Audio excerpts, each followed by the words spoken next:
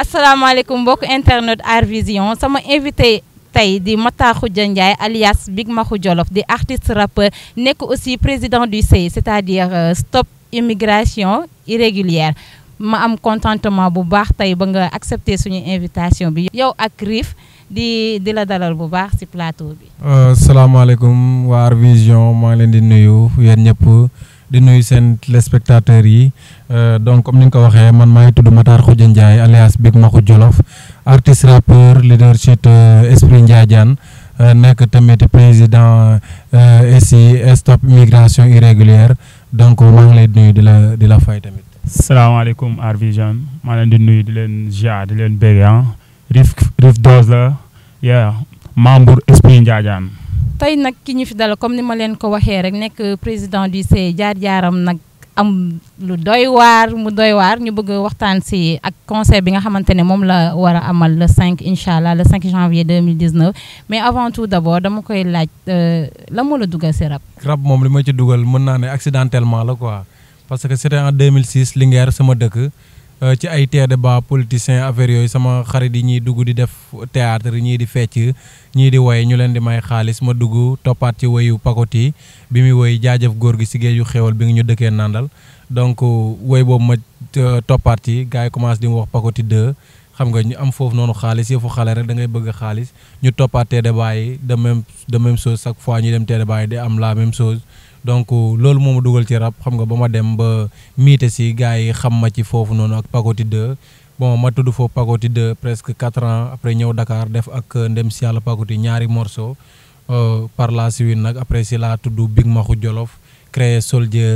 Soldiers après ñu créé Esprit Ndiadiane cartel bi màgg ñuy évoluer di imposer suñu bopp niveau national international loolu moo ma dugal ci rap pour tënk quoi. ok naka nga defoon ba am link ak ndem si yàlla Pakoti.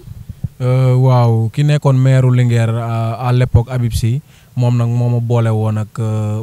moo lijjanti woon link yi ba ma gisante ak moom mu doonoon nit ku baax nit ku yaatu nit ku ma accueilliroon nit koo xam ne bokk na si ñi ma tàggat tey ba sama façon bind wala sama façon way wala sama comportement ci musique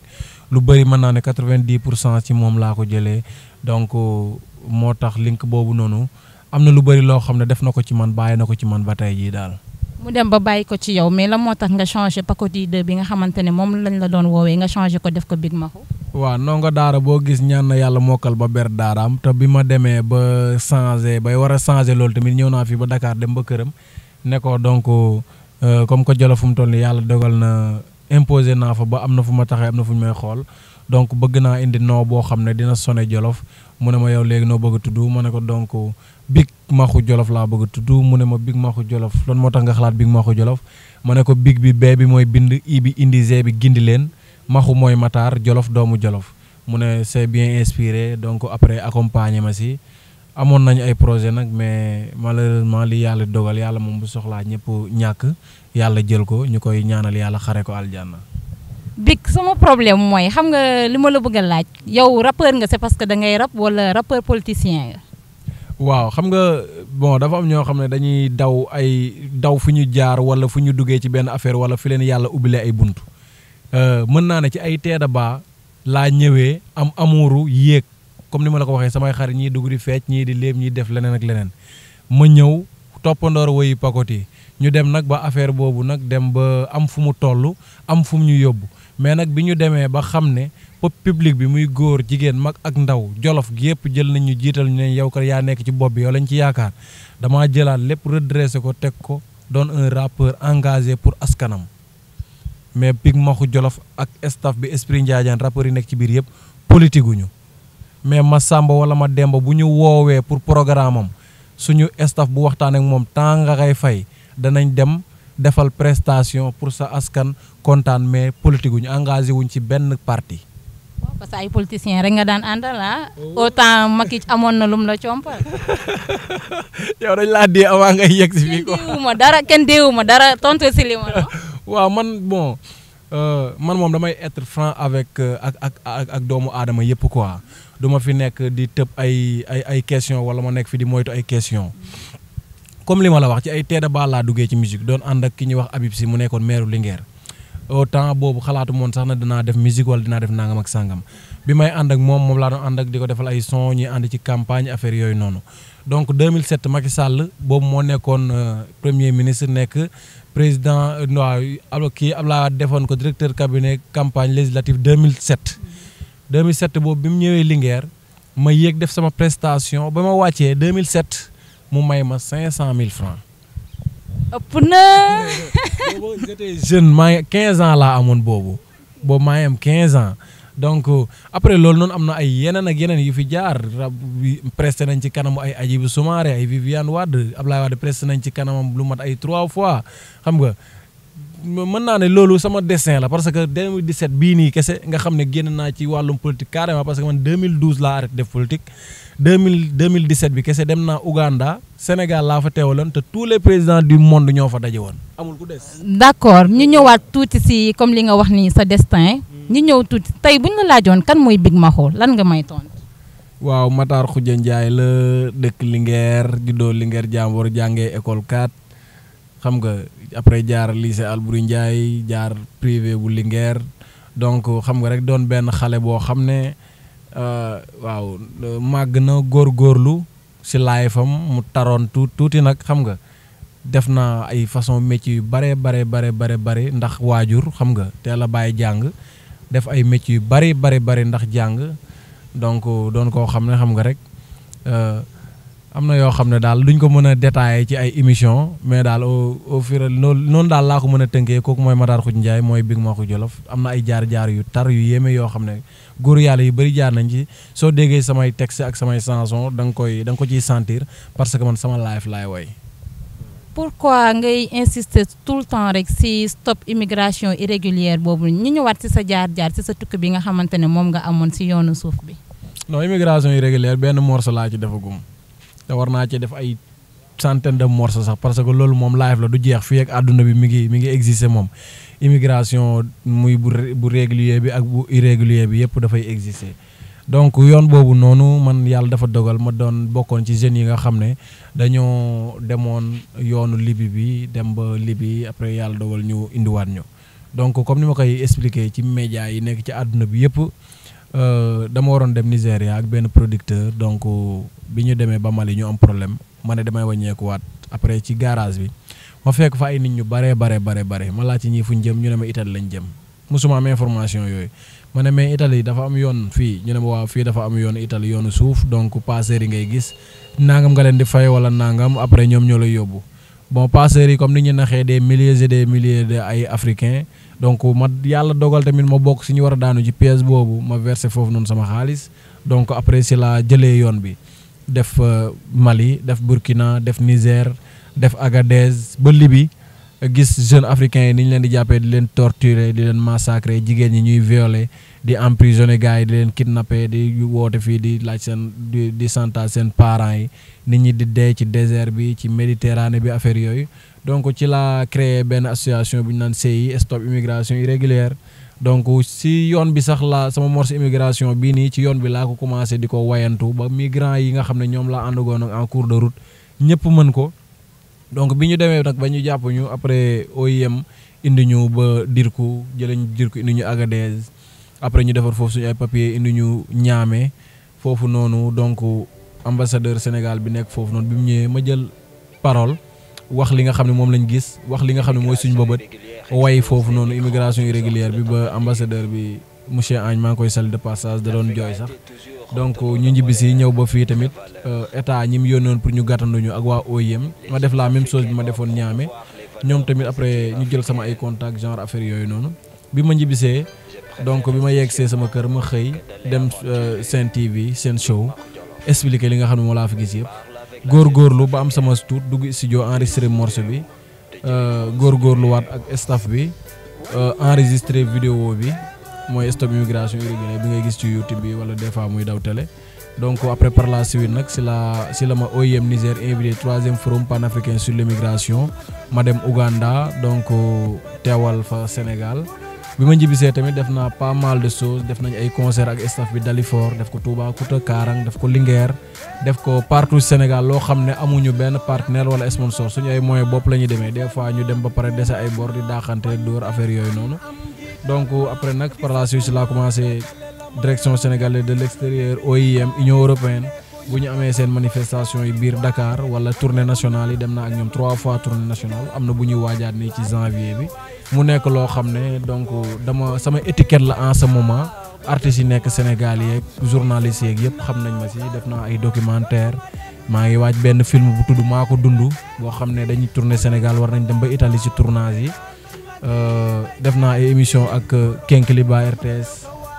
7 milliards de voisins bu RFI TV5 Monde donc nekkatul benn affaire boo xam dañ koy xeex pour Sénégal rek esprit Njaajaan esprit boo xam ne la bu ouvert la boo xam ne dafa pare pour ay projet wër Afrique wër àdduna bi yëpp pour lutter contre cette fléau kenn aayewul kenn nag mu tukki parce que droit doomu aadama la ñun waxuñu kenn bu mu dem parce que ñoom dañuy ñëw ñun noonu la ñu amee droit dem duñ fi nekk di wax lu neex tubaab yi intéressé wuñu tubaab ak nit ku ñuul bu doon xëccoo nit ku ñuul ko la mu bëgg moom lañ koy jàppale ñun suñu yoon. mais yow Big kon sa jafe-jafe yi nga xamante ne moom nga dund am na lu mu la apporter parce que ku tukkiwul doo xam fa dëkk neexee mais imagine yow nga dem ba tey jii nii jafe-jafe yooyu nga am yow moom moo la indil tey nga nekk ci sa nan laa ko mën a waxee sax nga nekk ci li nga nekk parce que bu fekkonte ne demoo woon foofu xam nga documentaire yi doo ko def parce que mënuloo nettali loo xamante ne fekkee woo ko tu vois léegi yow le fait que nga demoon am jaar-jaar bu metti boobu noonu moom moo la indil lii kon yow yàlla kay am na lum la defal. est-ce que du maa nekk sarax bi kon. yaa nekkoon sarax bi exactement merci beaucoup. mi ngi def fu nekk mi ngi def ay émission moom tamit mi ngi def lu nekk te demutoon. waaw Riif moom damay ñëw si moom parce que moom li ma ko nar a laaj moo ëpp mais yow lan ngay wax si loolu parce que tey boo xoolee même am na benn ambassadeur européen boo xamante ne ñoom ñoo organiser loolu yëpp tu vois en 2018 bii mais yow loolu moom moo la ko apporter jafe-jafe yi nga xamante ne yu tar yi nga dundoon li bi moom moo la apporter lii yëpp. waaw xam nga chaque chose à son temps te nit ki tamit mënut a échapper destin man loolu lépp li ma ci jàpp mooy dama waroon a dem ci yoon bi dama waroon a xam li fa xew pour ñëw pour nekk li ma nekk tey man loolu laa ko jàppee quoi mais dama yaakaar waa esprit Njaajaan est-ce que du man lañ sacrifié woon quoi. kenn sacrifié wu la bul wax ne chaque chose à son temps parce que yow soo xoolee da nga yàkkamti woon sa àdduna parce que boo yàkkamtiwul sa àdduna pourquoi nga war a mën a dem war a dem Nigéria même bu dee dafa am problème nga ñibbi si waat Sénégal après loo munti décider nga décider ko parce que nekkoon nga si carrière boo xamante ne tu étais dans une très bonne voie pourquoi nga yàkkamti woon trop ba jafe-jafe yi dal la tamit. waaw non du question de yàkkamti si àdduna sax xam nga lu yàlla dogal moom jàmm na si dara te ku nekk moom fi nga war a jaar yàlla bind na ko ba pare te Youssou Ndour suñu papa ji moo ne nit ku dul juum amul kon ñun nañ nangu loolu nit parfait wul quoi ni ma mën a naxee doomu aadama noonu la ma doomu aadama mën a naxee ba ci yow musique émission bi sax noonu laa la mën a galgalee ba nga réer léegi. duma la may dara ñu ñëw aussi si li nga xamante ne moom mooy sa concert bi te thème bi nekk stop immigration irrégulière concert bi def naa le 5 la fii si école japonaise lan ngay waajal. waaw bon lan la ñuy waajal la ñuy wax esprit Njaajaan mooy cartel bi mooy staff bi ñoo tëgg concert xam nga jiital ci Big Maxu Jolof mu ànd ak ay rakam xam nga ak ay nëbaam ay doomam ñi nga xam ñoom Riif Nico Fit Om ak gars yi nekk ci ginnaaw yëpp xam nga ñun mënuñu dara quoi ñun mënuñu dara amuñu benn xam-xam gars yi ñoo ci sonn ñoom Baba Ndaw ñoom Bokar ñoom Semu xam nga gars yi xam nga ñoom Moustapha Diop xam nga ñoom Maguette Lo ñoom Zem gars yi yëpp waa Maris Dalifor xam nga ñoom ñoo ci sonn fu mu toll nii ñoo ci rey seen bopp affaire taxaw affaire daal lenn la muy samedi 5 janvier dañuy def benn point de presse ci lac bi nekk ci ginnaaw Ecobank bi la ñuy def benn conférence de presse thème bi nekk stop immigration irrégulière ay ndaanaan ay kàngam yoo xam ne seen xel màcc na ci mbiru immigration dinañ fi teew ànd ak ay artistes ak suñu ay sympathisants ñu toog waxtaan ci affaire bi xool lan mooy cause yi solution yi ak lan la mën a indi ak lan la ñuy mën a def daal ba sensibiliser nit ñi à part ça après yendu bi dinañ ko passer fii ensemble donc ci conférence de presse bi média yëpp dinañ fi nekk muy télé yi presse écrite bi ak presse en ligne bi yéen ñu ngi leen ci xaar ñu ngi leen ci invité donc loolu passé guddi gi école japonaise près de l'immeuble Zeyna am na benn concert bu mag bu fay am boo xam ne esprit Njaajaan moo koy teg xam nga Big Maxu Riif Nico Fit Om ak gars yi ci ginnaaw yëpp donc am nañ comme ay artistes invités suñu invité d'honneur muy Matador Simon Xuman Fou Malade Crazy Cool Riifu xam nga Fuken Cook ak ay rappeurs yi nga xam ne dañ jógee ba Linguère ay MC Kals 14 18 ñuy jógee ba Daara Njiit MC Wiz MD xam nga ak fii nii ñu fi dëkk bon ay am nañ daal plus ay 25 groupes dina doon concert boo xam ne incha allah concert bu riche lay doon concert bu am solo lay doon lépp di njëriñ tamit parce que ay kilifa lañ ci invité comme suñu grand yooyu ay Fumulaate keneen ak keneen donc ñun tamit suñu ay texte boo koy déglu luy conscientiser la luy bégalaate la luy ko amul benn daray vulgaire amul daray insolent et tout donc Esprit Ndiayène loolu mooy idéologie bi. d'accord amul daray vulgaire moo tax invité woo sa moroomu rappeurs yi nga préféré invité vétérans yi parce que pourquoi pas nga invité ñoom Dip xam nga mais jëloo leen. yow paa yi bu ñu fàtte ne paa yi ñoom ñoo sos rap fii nii paa yi ñoo ko fi indi paa yi lépp lu fu rap toll ñoom ñoo ko liggéey ba mu yegg fa du ma ne sax paa yi suñu ay grand am na ñoo xam suñu ay grand lañ Matador papa laa koy wax Awadi papa laa koy wax. Awadi moo tax jëloo sa morom yi de. non sama morom fees nañ ci dell parce que ñoom noonu ngay wax vétéran yi ñoom 6 kese lañ ci te ñu ngi ay 27 groupes ci affaire yi. ñu ngi 27 groupe Ngaaka Blindé invité nañ ko suñu xarit la suñu doom nday la xam nga xamante nañ ak staffam yàlla ba mu ko tegee nattu bi dem nañ seeti ko mais Dip amuñu Karbala mi ngi ci biir bu jaamiru mais Dip yàlla dogalul ñu am yenn link yi nga xam ne war nañ ko mën a invité wala affaire yooyu te xam nga nit ki tamit munoo bañ a am ak moom link bi xamante woog moom bàyyi ba da nga xewle rek nga ne da ngay dem approché ji. non yow mën nga am link parce que boo demoon invité ko day ñëw mais ni nga jël Karbala nga xamante ne yow. non attends du loolu nag non sori nañ foofu en tout cas daal bon mën naa dañoo amul link bi daal ñi am ak ñun link ñi ma invité ñëpp ci programme bi damaa am ak ñoom link vraiment waaw parce que mënuma koo xam ne amuma ak moom link wala xamantewuma ak moom jékki-jékki rek ñëw taxaw sa buntu kër wala wut sa numéro ne la karaay man la diw fii laa dëkk naa nga sax dama lay invité du affaire de professionnel sax. waaw mais yaa ngi invité ñëpp daal yaa ngi invité rappeurs yëpp. ku nga xam ne sentir nga ci sa bopp bés bi xam nga bésu àdduna la. lu mu wax sax bésu Sénégal Esprit Ndiayène àddunaa ko tax a jóg. ok concert bi moom am na entrée wala entrée gratuite la. non plein air la ñu ngi ciy woo suñu xarit yi suñu mbokk yi suñu am di jàmm yi surtout Jolof bi nga xam ne mooy base bi Linguère Daara ak li ko wër Jolof muy ñi nga xam ne suñu parents yi la cadre yi fi nekk muy étudiants yi nga xam ne ñooy ñëw di daan si doole bàyyiwuñu kenn ñëpp nañ xam ne seen ay doom ñoo woote. nañu ñëw Maris laajte école japonaise boo ñëwee ba école japonaise boo ne immeuble Zeyna di nga xam fan la à partir de 20h seen ay doom ñoo nekk foofu ñu ngi woo Jolof gi yëpp di woo Dalifort ak Sénégal wéyi wa Riif nga nekk aussi artiste rappeur kañ nga commencé nekk ci Esprit Ndiayène. salaamaaleykum maa ngi ziar ñëpp di ziar Art Vision di waxaat encore une fois Mimi que li ma dugal ci game bi maa ngi ci ñëw en 2015 laa dugg ci game bi. so boobu noonu fekk na Esprit Ndiayène taxaw sam benn frère Nico and Big Mahu ñoo ci nekkoon par la suite la ma gars yi gis ne ma Riif comme que yàgg nga ci movie yaa ngi doon dox ci game bi doon ànd ak ñoom Fuken Cook Crazy Cool whatever donc pourquoi pas nga ñëw nekk dara ci crew bi si laa ñëwee ñu ne ma mën nga nekk sunu manager ñu jox ma lenge yi ma jël ko bu ma ko jëlee ñu dem après par la suite gars yi gis ne man yoruma profil boobu profil bi ma yor moom mooy profil artiste rappeur parce que gis nañ ne texte yu bëri bi ñooy toog di ko bindandoo xam nga di ci indi ay idea soo xam nga gars yi gis ne pourquoi pas Riif ñëw teg dara quoi si lañ def benn son bu tudd Bandi Club mu def dóob gars yëpp apprécier gars yi non Riif day def hip hop depuis boobu noonu ba léegi maa ngi ci mun naa ne sama boss sama patron muy Big Mahu moo ma jàngal musique moo def ci man musique rap kese laa doon def tey su ma demee bay wéy gars yi naan ma damn parce que moom moo ko def ci man musuma woon xalaat wéy musuma sax bëgg wéy mais moom moo def ba ñuy rap di wéy quoi polyvalent ñu koy def quoi ba gars yëpp di apprécier donc 2015 laa si ñëw te boobu ba léegi am na lu bëri loo xamante ne gars yi def nañ 20 ans ci hip hop bi wala 30 ans amuñu sens bi mu am quoi joué naa scène bu ne ba Festa 2 As bi ñu ñoo am sens groupe boo xamante ne joué nañ fa 2 fois quoi donc di waaw loolu. kon su ma déggee bu baax yow 2015 nga commencé rap. 2015 laa commencé rap dama ko doon fowantoo nii di freestyle xam nga mais musuma mais gars yi dañ doon yàgg wax yàgg da ngay nekk rappeur mais Big moo ne ma da ngay rap te ndax talent mu ngi ci yow da ngay rap ñuy rap di rap ba mu yàgg mu ne ma da ngay wëy sax ma ne ko wëy non munu ma wëy mu ne ma di nga wëy mu defaat ci man may wëy ba gars yëpp di apprécier waaw parfois su ma wëyee sax gars yi foog ne Big moo wëy donc loolu noonu sant yàlla la quoi am na lu bëri lu mu def ci man su may gars yëpp di tiitaroo c'est grâce à moom c'est grâce à waa Dalifort waa Jolof quoi. waaw parce que Big Maxu moom moo la jiitu si rap moo tax tey moom mu lay jàngal mu nekk sa maître ou pas. waaw loolu dafa leer. da ngay nangu moom mu nekk sa maître. non moom mooy sa maître parce que li nekk ci man moo ko def ci man bu nekkutoon moom amaana fi scène yu ma joué yëpp sax du ma ko joué quoi parce que Rif kese munul dara quoi. parce que joué nañ scène bu nekk tourné nañ fu nekk xam nga ànd nañ ak waa OIM fu nekk foo xam ne gars yi xalaatuñ ko.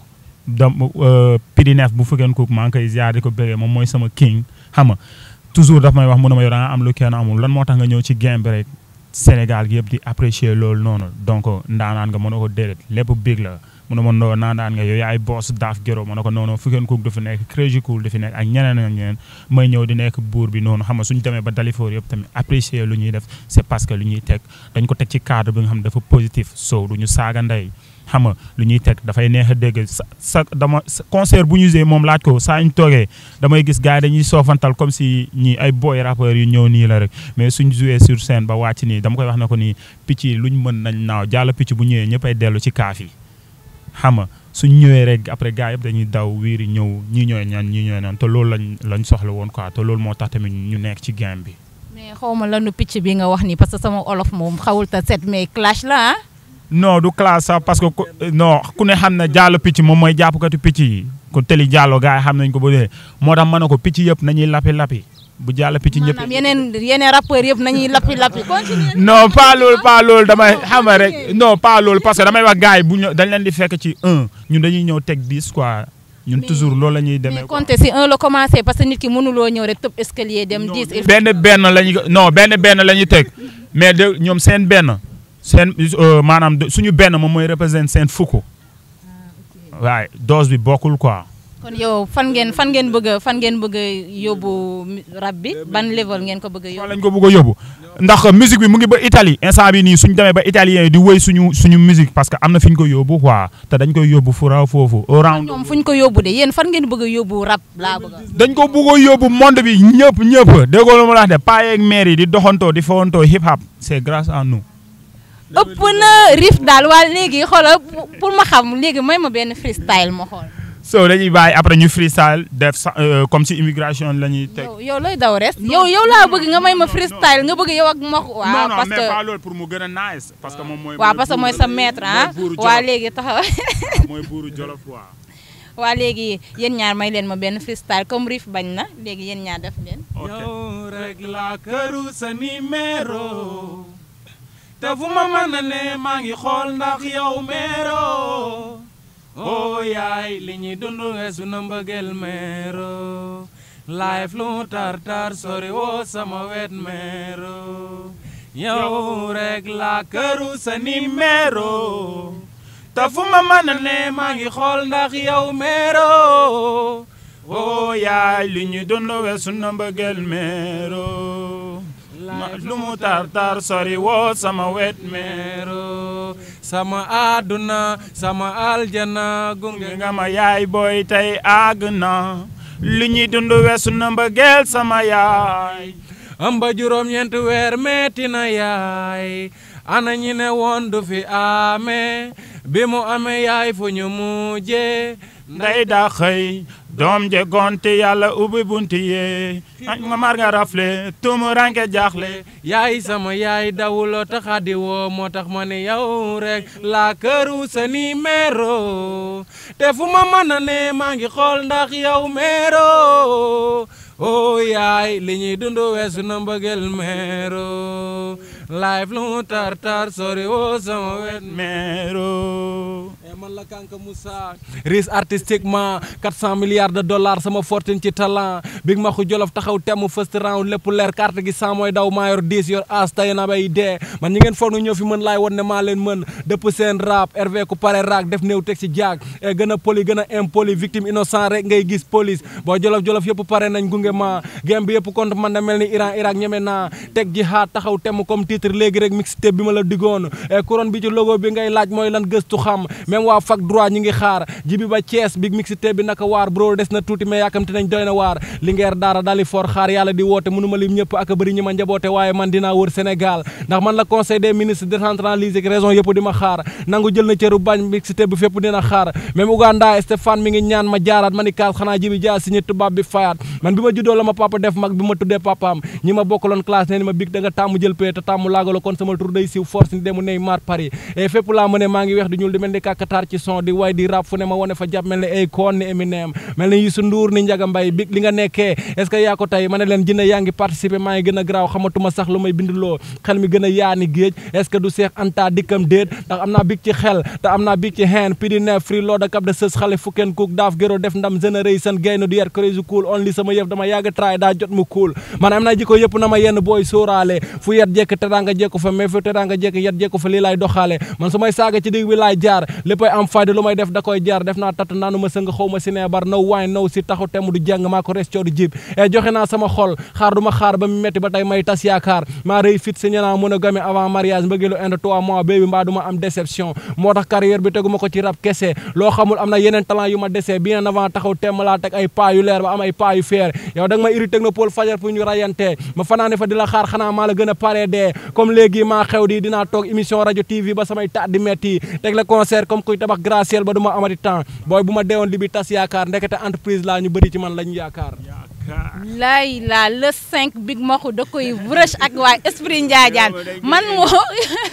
bang fay jóge may dala ya bon yaay dala sa son nga yegg réewum ta rek ne ci lu la neex ñaawte fi la jàppee journal la ñu ko yëgee kenn nawlootu ñu ca tunu ba ñu ne suul si lu bukki sa tukki di ñu mbugal mag say ñaawteef xibaar yi law ba tugal dañoo jékki-jékki dégg na tanga jabar wor soda sall mala yaay takaloon sagar jigéen bu mën a muñ togoon di la xaar ndem def nga ni nag gannaaw bukki mbaar maye nañ ko démb tey ji la war a sëy ñàkkutoon ko ko bëgg daa togoon di la muñal mag sama dalal àdduna la jayoon nga topp riiram bu bon fàtte la la faloon mag sama dalal àdduna la jayoon nga topp riiram bu bon wax ma sa xarit ma walat ñi nga doon ànd ak nit ku bon mag sama jaadul yoon jël beneen culture bu dul bu dëkk ba. non non instant bii nii xoolal damaa bëgg ngeen képp ko fii rek ba le 5 parce que boo leen waxee lépp gars yi xoolal le 5 big maxu ak esprit njaajaay ak Riff ñoom ñoo koy vrai chant léegi sa mot de la fin. immeuble Zeyna la